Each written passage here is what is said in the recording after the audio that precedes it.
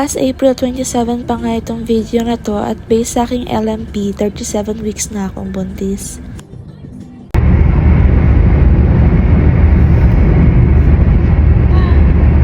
Kinakabahan ka ba? Kinakabahan ka? Kinakabahan. Ako dapat di ako kabahan.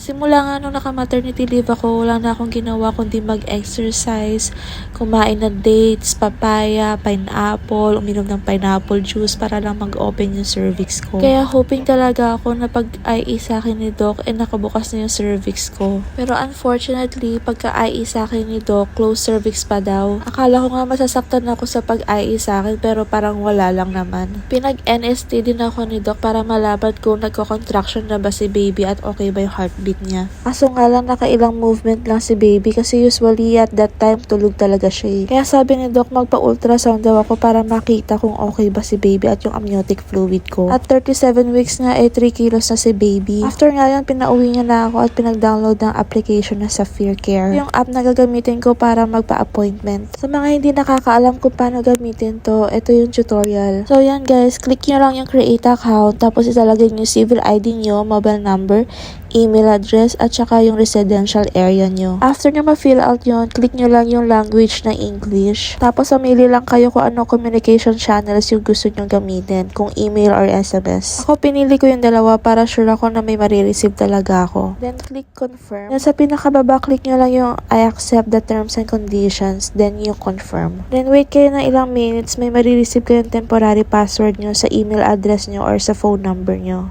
After nyo nga ma-receive yung password na sinend sa inyo, sign in kayo, lalagay nyo doon yung civil ID number nyo, pati yung password na sinend sa inyo. Tapos pwede nyo nang baguhin yung password na gagamitin nyo. Pwede rin kayo mag-fingerprint login.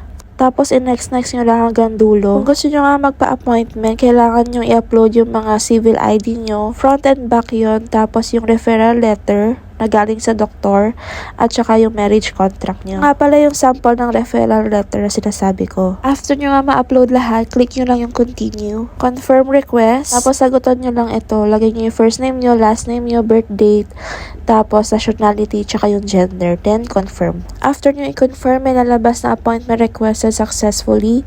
Tapos mag-aantay na lang kayo kung i-approve ba yung inyong appointment or hindi. Mga ilang days din siguro bago kayo i-schedule ng appointment. Or kung hindi naman kayo ma-approvehan, sabihin nila doon yung reason.